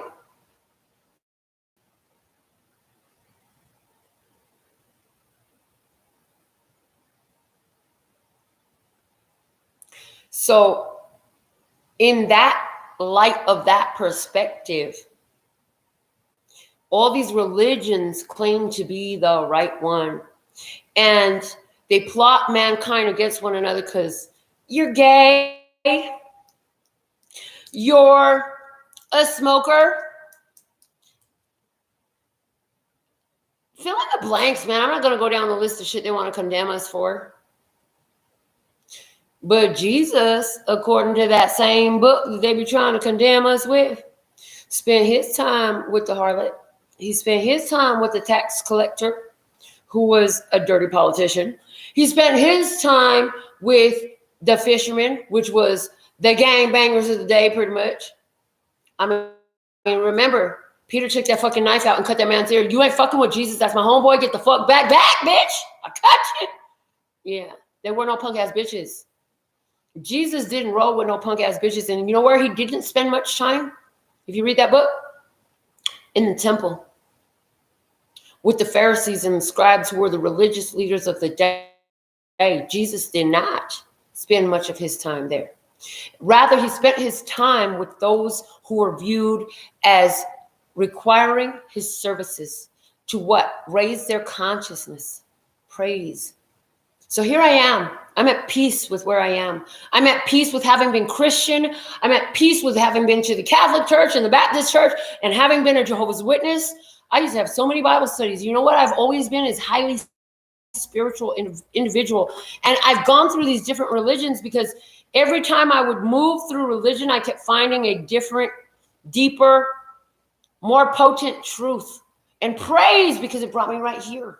It brought me right here to where I don't need any of your rules. I know my divine creator, source, love source, God, creator of all that ever is, was, will be, or could be. Call him Allah, call him Jesus, call him God, call him Jehovah, call him anything you want to call him, because I call him love source, God, mommy, daddy, ancestors, angels, guides, and everything and everyone. That's what I call God. Yes, praise. Understand? All right. Well, let's see. I want to tell you a little bit about me. You see my creative energy as it comes to the channel. You see my creative energy as it comes to spirituality. You see my creative energy with the nails. I want to tell you, I'm going to create awareness that, you know, I started school. I've always been very into drawing and painting and any types of arts and crafts. So all throughout my school career, I did that. I did take choir classes. Every time I could be in a choir, I was in a freaking choir. Anytime I could take an art class, I was in an art class. Like, my passion has always been choir and art. So no mistaking that here I am. Even home ec classes and woodworking and tannery or leather shop, whatever it was. You know what I'm saying? all these different things I would do. And so right now, I love using those creative energies to do things like make, this is our love, peace, and happiness, hashtag Lovestock 2020 bracelet. The bidding starts at $60. Put it in the comments.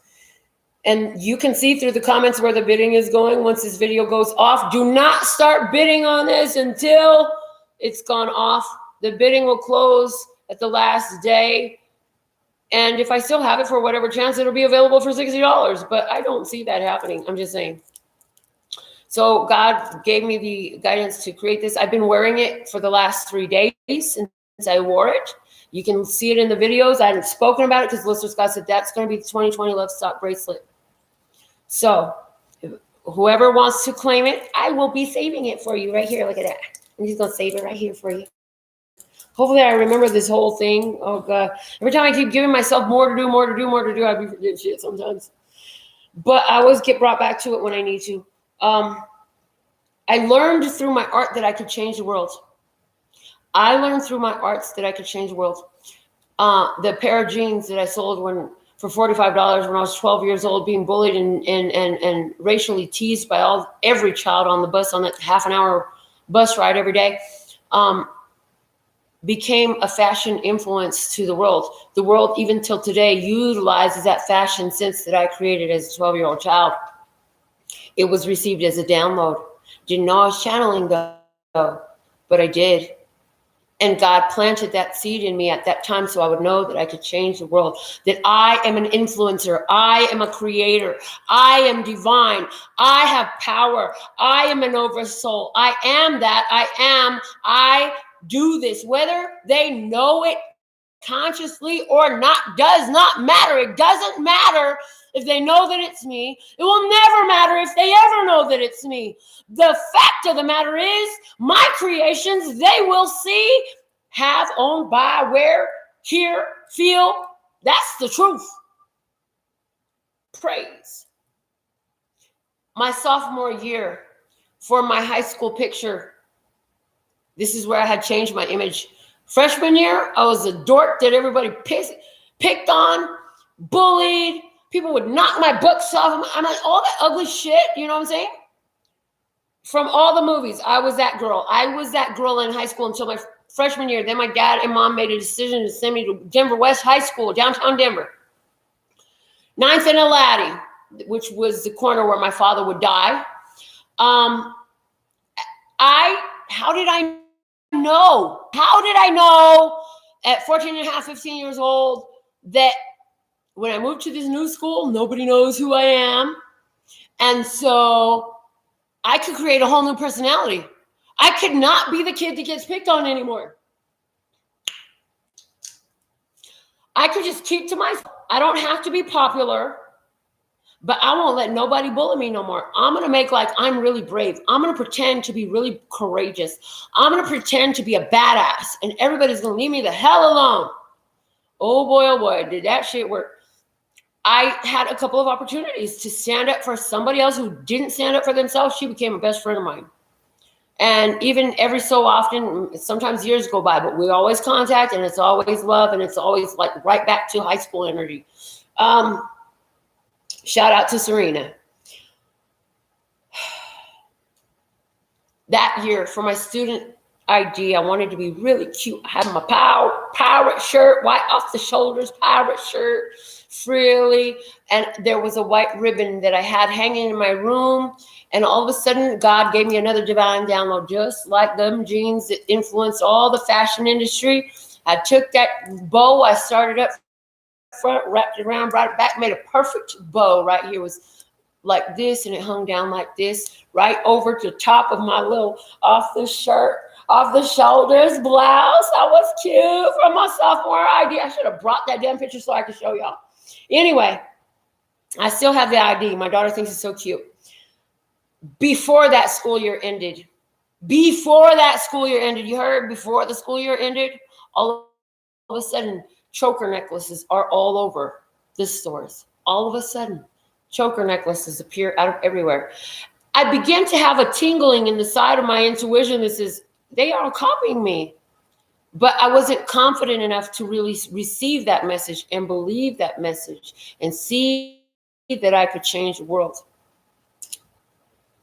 The nail industry. I started in the nail industry. I got my license in 2007. I started doing stiletto-shaped nails in 2007. What's stiletto-shaped nails? This point right here. You see that point? You see that point? You see the point? It's straight down to a fine-ass point.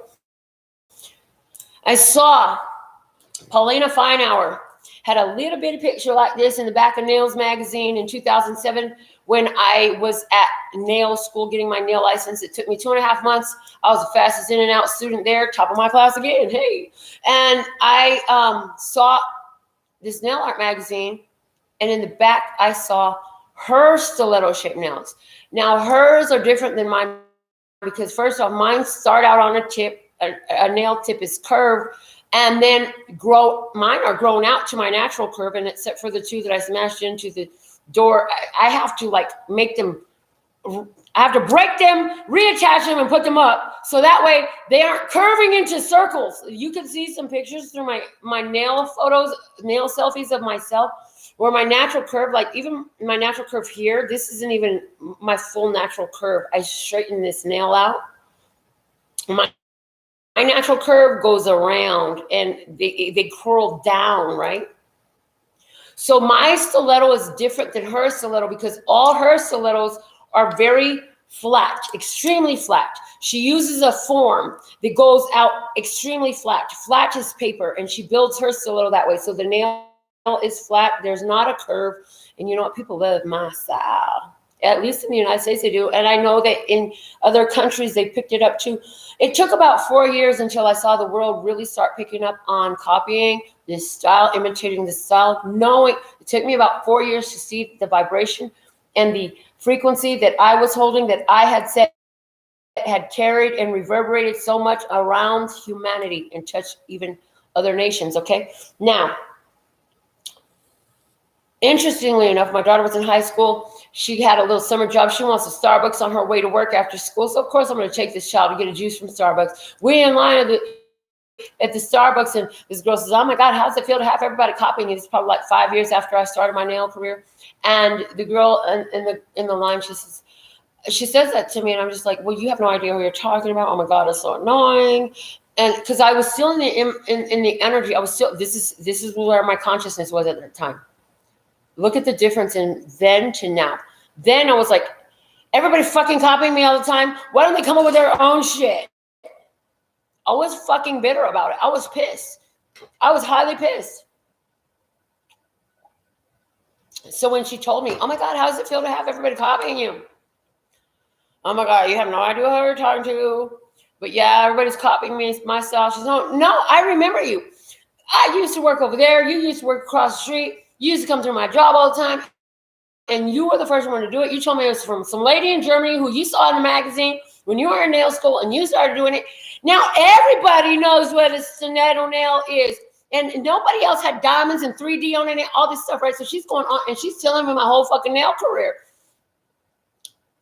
And today, I have confidence of all confidence of all confidence. Like, you're welcome. You're welcome that I put my creative juice into this world. You are welcome. And everything that is rightfully mine is being restored unto me, and has that process has already begun.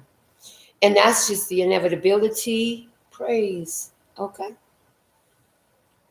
So now, being more conscious and aware of these things that I have created over the past, I made a choice to make my father's suicide, my mother's death, and every tear I had ever shed, every heartbreak, every pain, become a gain. Because all of these things that were so difficult led me to a beautiful place. And I know that I have creatorship power in this here human race. And what I do, it spreads all over the place. So what am I spreading now, people? Love and peace and happiness, and love and peace and happiness. Yes. Empowerment, awareness, consciousness.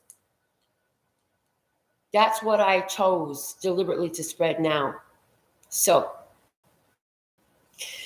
this has been a little bit about me. Thank you so much for all the love and appreciation and respect that you show me. Even just in listening to these messages, I'm so thankful and grateful to be here with you, to be of service for you. And there is a reason why I have done all I have done. And here I sit in this house here. Because what would happen if I had become a world famous fashion designer, starting from the youngest world famous fashion designer? It doesn't look like I would have ended up sitting here with you today. Not in this same way. Understand? And the same goes for all the other things that I could be so famous for. The fame is not what matters. And I've always told God that. I don't care if I'm famous. I do want to be wealthy, because wealth is an ability to act. And I appreciate all my wealth, and I see how I've shifted my vibration around that. But this is what I used to tell God. I want to be rich. And I would tell God, because I'm a queen. I know that I was born to be a queen. I know that I don't like to clean house, because I'm meant to have people who clean house for me, and I just pay them really well. And they love working for me. Seriously, I would be so down with having a private chef. And Love Source God, that is in my life. That is mine. It is mine. And the more and more I align, the more and more it becomes able for you to see. I'm just saying. Look. And so I told God, I just want to be of service. I don't need the fame. I like sitting at restaurants with my family and friends. I like going to karaoke night. I like buying my own groceries sometimes. Most times. I like doing things. I wouldn't probably always have a personal chef. I'd probably call them in from time to time, maybe half the week or something. You know what I'm saying? Every other day. I don't know. Whatever. Like, ideally, I'm like, okay, ideally, Love Source God, how would we do this ideally? Ideally, I would eat out maybe 3 nights a week, fine dining somewhere. Maybe 2 nights a week I would cook, and 2 nights a week somebody else could cook for the family. That would be very nice. That sounds like reasonable. That doesn't sound like much. It sounds really easy, actually. I'm just saying. Anyways, how do we get into this part of the conversation anyway? What were we saying? Oh, I deserve. Yes, because baby, you deserve. You deserve from Neo. If you ain't heard that song, go listen to the song "You Deserve" from Neo. You spelled you, not Y-O-U. Okay. Oh, what else do we want to say about this? We want to say that we want to be of service. We're okay if we are the creators of an energy, the enforcers of an energy, the augmenters of an energy, because trust and believe, I'm not the only one who's ever channeled. A lot of stuff that I channel has been going around, but there's something happens every time I give my focus to something and I give my passion to it, and it spreads all around the world. It goes viral, and I'm okay with that. As long as I got a place, my family, my spirit first and foremost, and everybody is living life, living the good life, shit, I'm happy to be of service. Let's just God, and whatever that looks like, and however opulent and luxurious that can be. Hey, it could be a one. I could have the most opulent studio and be happy. This big ass house, oh my God. This house is huge. 1, 2, 3 flights of stairs in this house. I'm like, I don't want a top floor house anymore. That upstairs master bedroom is way too hot. Oh God, no. Anyways, why are we talking about all of this?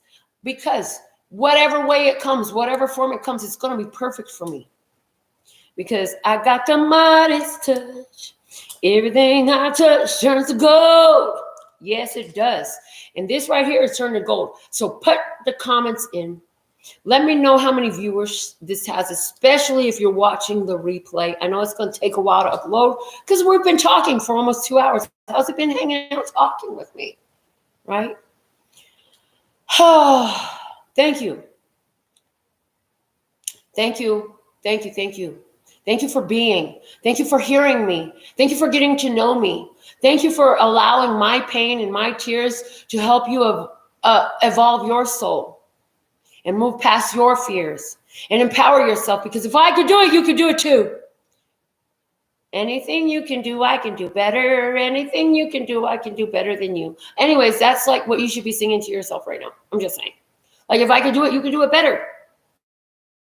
You got a head start. You have more information. You have more guidance. You have a higher vibrational environmental energy right now. You can do this even better than I can. Jesus said that all of these things that you could do and more. About his miracles. He turned water into wine. He rose the dead from their grave. If Jesus could do all that, we could do all that. And trust and believe, I'm working on this physical aspect of manifesting, materializing, realizing, and actualizing. Praise, I am doing I can't wait. One of these days, I'm going to be sitting here on the show. One of these days, I'm sitting on the show. I'm going to reach for my glass of water like this, and it's just going to fly into my hand in perfection, smooth. It ain't gonna spill. The water's gonna stay right up in there. You're gonna be like, oh, I believe that. And you could think whatever you want about me. I'm just telling you the truth that I see.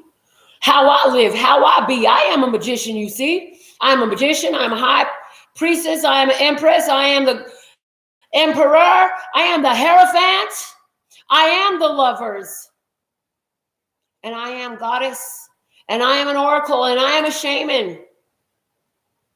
And I am an angel, and I am an earth angel, and I am a healer, and I am a revealer.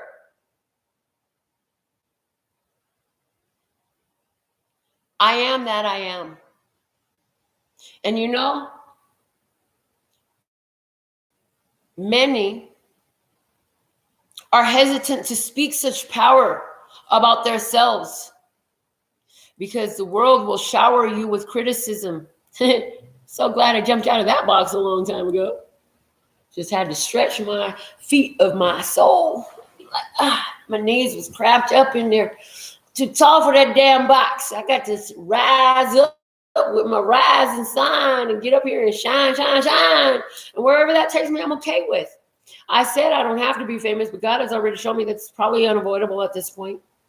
So however that works out, may it be in service of love, peace, and happiness for all humanity, for all my brothers and sisters of humanity, for all times, spaces, dimensions, anywhere in the multiverse, known and unknown. May my life, may the sacrifice of my mother and father be of service to love and peace and happiness.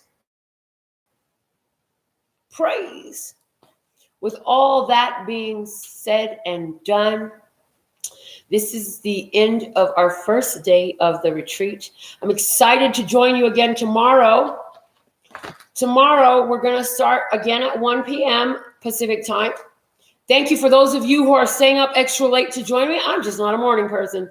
So I'm glad that you could be here with me. We'll be starting with the opening map again, the meditation, affirmation, and prayer with the sound bath. Then we'll be doing a separate segment for our Love, Peace, and Happiness Divine Download, the Daily Tarot. And I'm going to do some research tonight more on this Scorpio full moon, as tomorrow is the Scorpio full moon.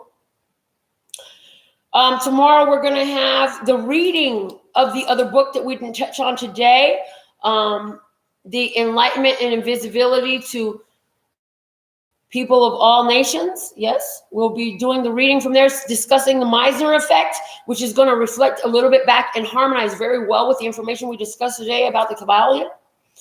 And I got a couple of more ideas written down. So rather than put it in cement, what we're going to do specifically tomorrow, we're going to do like we did today. We're going to go with the flow of the energy. We're going to go with the flow of the time.